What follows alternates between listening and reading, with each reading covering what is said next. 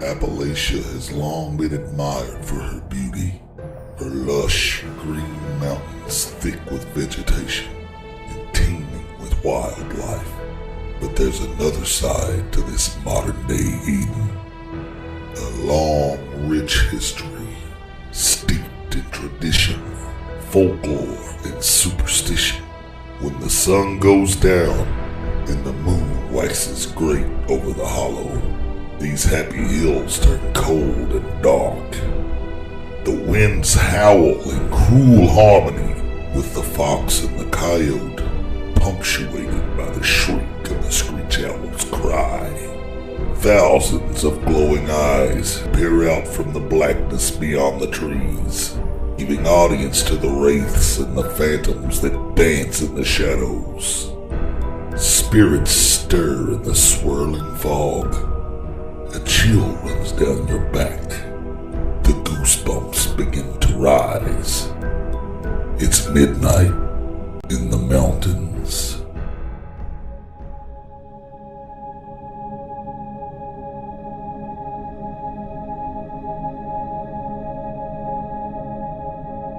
Tonight's horrific story stretches all the way back to the American Civil War. Just so happens that this tragic manifestation of the macabre originated on the very southeastern Kentucky hollow where I was born and raised, no more than a 10-minute drive from where I now sit, narrating this tale to you. It's a tale of profound and irretrievable loss, a seed of sadness that would take root and grow in the heart of a beautiful young wife and mother, until it reached maturity and bloomed into full-blown madness. And that's only the beginning of the story that I like to call The Widow.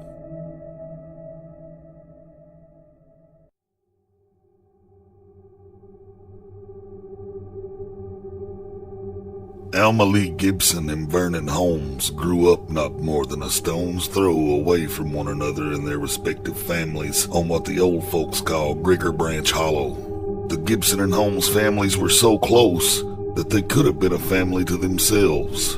They were always getting together at one of the two home places, sometimes for a Christmas dinner, sometimes a birthday celebration, other times to help out the other family with the fall harvest, or to just roast a hog and blow off a little steam. But whatever the reason, they were always together. From the time that they were small children, Alma and Vernon had been nearly inseparable. No one was surprised when the two finally married on Alma's 13th birthday in the fall of 1853. Their fathers each gave a few acres of land, and they raised a house right between the two home places. Not even a year later, their first child was born, a son that Vernon named Levi, and 2 years after that, a baby girl named Wilma. Vernon took a job in the coal mines just a few miles from the family home and worked there for almost a decade. Life was good for the young Holmes family. Vernon was a loving husband and a good father. He was a hard-working and loyal man, full of honor, a trait that would unwittingly lead him to an early grave. When the Civil War began, there was a change in the air. It felt heavy and harder to breathe. A storm was brewing. You could feel it. It was like a low, constant rumbling in your gut, rolling and vibrating, slowly growing and getting stronger.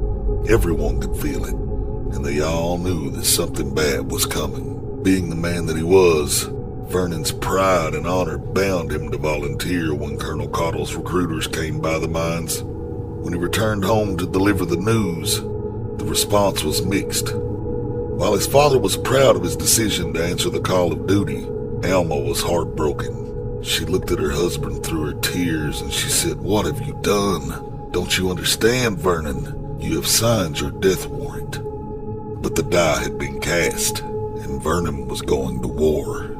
And he would soon learn that his courage wasn't quite as strong as he thought it was.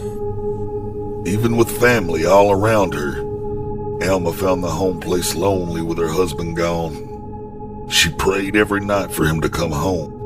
And one day soon, he did. He'd been in the middle of a firefight while guarding Mr. Bashir's salt works up Leatherwood Way. not all that far from home. He'd been shot, but somehow managed to crawl out of the line of fire, and once he did, the fear drove him to just keep crawling until finally he fainted from a combination of the pain and exhaustion. Luckily, an old moonshiner who just happened to know the family found him all laid out the next morning, pale, black-eyed, and unconscious. The wound was just under his bottom rib, and the musket ball had gone clean through, apparently not hitting any vital organs on its way. The man scooped Vernon up onto his wagon and rushed home with him. He gave the wound a good scrubbing and wrapped it up tight with bandages. And after a couple of days' rest, the old man put him on his wagon, covered him up, and snuck him home under the cover of darkness. Under Alma's care, his physical wounds began to heal, but the deeper wounds, the shame of running out on his comrades, and the fear that grew from not knowing what would happen if his superiors found out he had deserted, still festered. He grew short-tempered and grumpy, all laid up in his bed, but Alma paid no mind. She was just happy to have him home. The worst was behind them, she thought, but she was wrong. It was a cold February morning in 1863 when the other shoe dropped. Turns out that the old moonshiner that had once saved Vernon's life had been caught transporting his illegal goods on the same wagon he hauled Vernon home on. The old man, in desperation, offered Vernon's head in place of his own. It was a trade the officers were happy to make. Nobody likes a traitor. Alma was in the front yard, her fingertips almost purple with cold hanging out the wash on the line when she heard the rhythm of the horse hooves on the gravel. She could feel the very air being sucked out of the atmosphere as the percussive gallop of the horses grew louder. It was the sound of fate drawing ever closer. The children had already left for school, thankfully, so they were spared the events that were about to transpire. Alma's heart thumped in her ears like the hammer of the gods on a cosmic war drum as she watched the soldiers materialize one by one, appearing over the top of the hill and heading straight for the house in what seemed like slow motion. Everything went silent except the beating of her heart in her ringing ears. She turned to run in the house to Vernon, who was sleeping, but she couldn't move. She was paralyzed with fear. She thought to open her mouth and scream at the soldiers, "Stop! Go away! Get off my property!" But she couldn't breathe a word. It was as if her throat was swollen shut. All she could do was stand and stare as the officer in command rode up, got off his horse, and spoke words that failed to even penetrate her mind.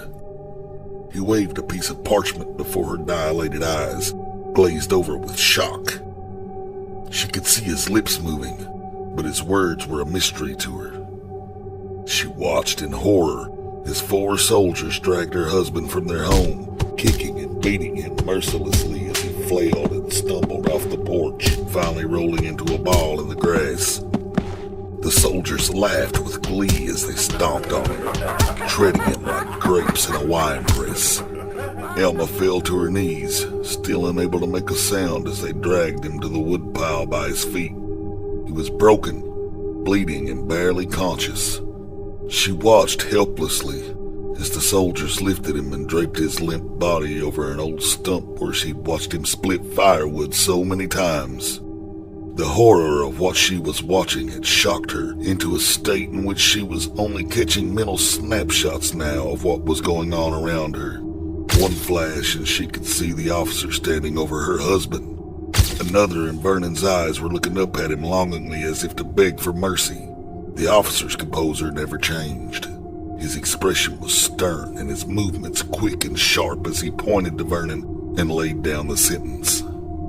Vernon looked up into Alma's eyes as the soldiers put him into position, and he spoke his last words, "I love you." She couldn't hear the words, but rather read them as they fell from his lips.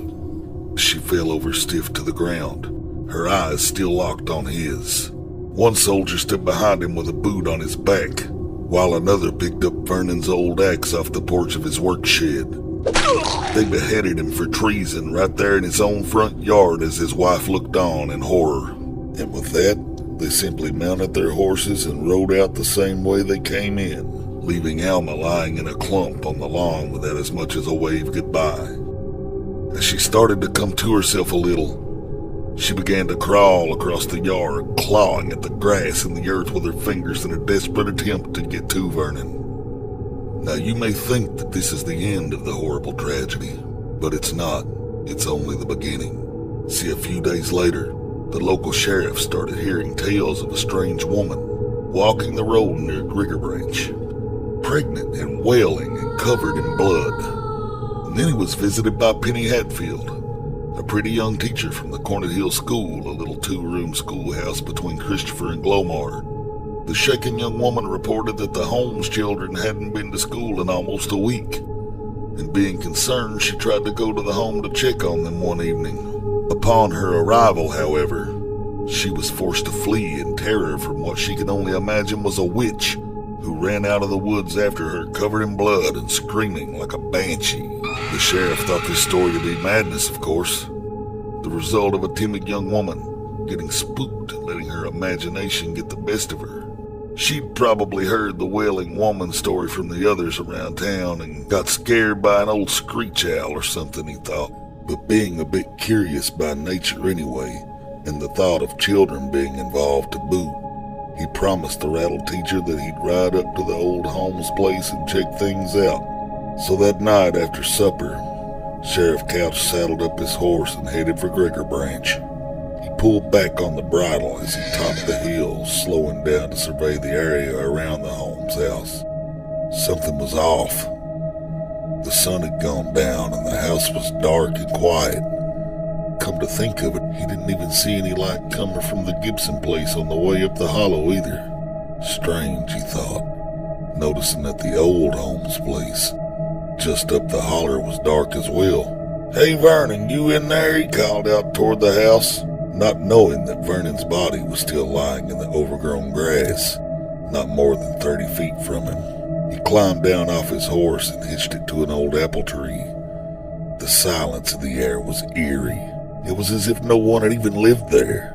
But as he got closer to the front porch, he noticed a strange orange glow emanating from one of the house's dark windows. "Alma," he called, walking up to the porch. He noticed blood spatter on the planks. He lit a match from his pocket and bent over closer to the floor to get a better look. It was then that he noticed the footprints. Perfect, red, feminine footprints, leading all the way to the front door. The vision caused every hair on his arms to stand up. His heartbeat quickened. What on earth has happened here, he thought, as he pulled his revolver from the holster on his belt. His hands began to shake so badly that he could hear the bullets in his service piece rattling. He leaned up to the window, holding his left hand up over his brow, and peered into the dark room, trying to assess where the orange glow was coming from. And there it was, a single lit candle sitting on a table in the middle of the room. And it was then that he made out another shape, the silhouette of a woman sitting in a rocking chair in the far corner of the room. The shape rocked back and forth, ever so slowly.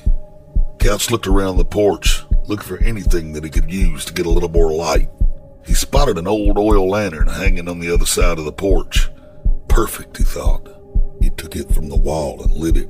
He held it up to the glass in the front door, and he could still barely make out the shape in the rocking chair, shrouded in the shadows, rocking. The sheriff knocked on the door several times, but the shape just continued to rock, not even acknowledging the sound. He turned the knob and opened the door slowly. The creak of the heavy wooden door was even creepier than the silence, but even that had nothing on the buzzing that started to grow as he opened the door. He held the lantern up in front of him. He could see something darting back and forth in the stream of light the lantern cast. It was flies, hundreds of them, and now he could see the figure in the chair a little more clearly. It was a woman. He couldn't distinguish whether or not it was Alma at first. Long black hair covered her face, and she just sat there, rocking, hands gripping the rails of the chair, her fingers black with what appeared to be dirt, her feet as well, black and flat on the floor. She wore a long dress and an apron, red from neck to ankles with blood. He noticed a hump in her midsection, as if she were 7 or 8 months pregnant. Alma wasn't pregnant that he knew of. "Alma, is that you?" he said softly, approaching her ever so carefully. He began to notice a smell. The closer he got to her, the stronger it got. It was like a rat had died somewhere in the house, only stronger. The further into the house he moved, the worse it got. He called out to the woman again, sitting the lantern down on the table in the middle of the room. He was getting a little edgy and a little paranoid. He clicked back the hammer on his trusted revolver, all the while moving closer. He opened his mouth to speak again as he was about 6 feet from the woman when she shot out of the chair, shrieking in a voice that didn't even sound human and baring her teeth. Whether it was fear or adrenaline, the sheriff didn't even think. There wasn't any time to. He pulled the revolver up in front of him and fired, putting a dime-sized hole right between Alma's eyes. Once his ears had stopped ringing and he calmed down enough to catch his breath, he lifted the lantern from the table and cautiously approached the body lying crumpled on the floor. Misery gripped his soul and tears began to well up in his eyes. The thought of having killed a pregnant woman was too much for him to bear. But when he rolled her body over, what he found astounded him. She wasn't pregnant at all, but rather there was something in her apron, round, black, and almost furry looking, protruding from the wide pocket on the front of the apron. He grabbed hold of it with his free hand and pulled it from the apron. As the object came into the light, the sheriff screamed with fright and dropped it. It was Vernon's severed head, and now it was rolling across the hardwood floor. It was a tragedy unlike anything Perry County had ever seen. By the time the investigation was over, it became clear what happened. The mental anguish of having her husband, the only man she ever loved, murdered so brutally right before her eyes had been too much for the young woman. It triggered something inside of her, something dark. That evening, when her children had returned home from school, she had murdered them both with the same axe that killed their father. Then, one by one, she murdered every single member of the greater Gibson and Holmes family, 8 people in all, including her own parents and sister. The sheriff found their heads, all lined up in a row on the mantel above the Holmes house fireplace. You see, everyone has their breaking point, and you never know what yours is until you reach it. Not even the sheriff escaped. By the time the year had ended, he had drank himself into an early grave.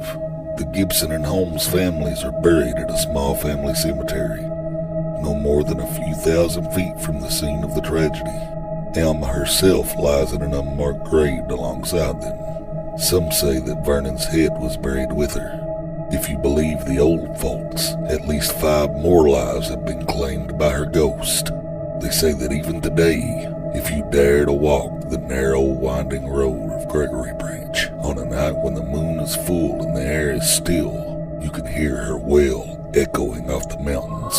They say that no one who's ever seen the ghost has survived for more than a week. So the next time you're in southeastern Kentucky and looking for a thrill, just take a late night stroll up Gregory Branch and see if you can catch a glimpse of the widow, if you dare.